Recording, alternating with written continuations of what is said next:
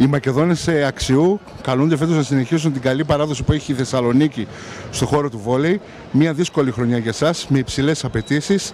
Μπορεί τα αποτελέσματα όλα να μην σας έχουν ευνοήσει, ωστόσο όμως έχετε δείξει στο γήπεδο ότι παλεύετε κάθε ένα αγώνα. Η αλήθεια είναι ότι είμαστε μια νεανική ομάδα σε σχέση με τις προηγούμενες χρονιές. Προσπαθούμε να κάνουμε ό,τι καλύτερο μπορούμε, δουλεύουμε πάρα πολύ, υπάρχει πάρα πολύ θέληση, έχουμε πολύ καλό κλίμα.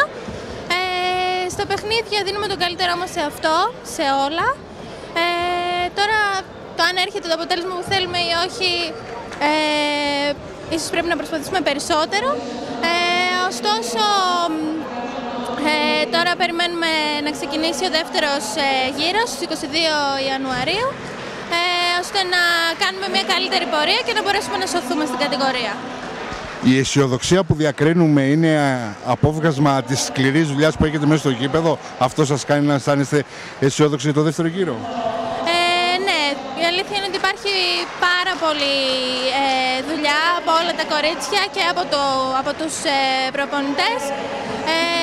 Μας παροτρύνουν να βγάζουμε κάθε φορά τον καλύτερό μας εαυτό και γι' αυτό είμαστε αισιόδοξοι και τον επόμενο γύρο.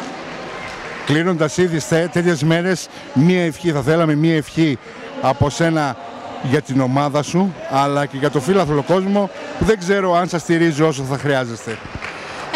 Εύχομαι στην ομάδα μου και σε όλα τα κορίτσια υγεία πάνω απ' όλα, να είμαστε χαρούμενες και να συνεχίσουμε με θέληση και πάθος αυτό που κάνουμε. Όσον αφορά τον κόσμο, είναι πάντα δίπλα μας και μας στηρίζει, και εύχομαι τόσο στους φιλάθλους μας όσο και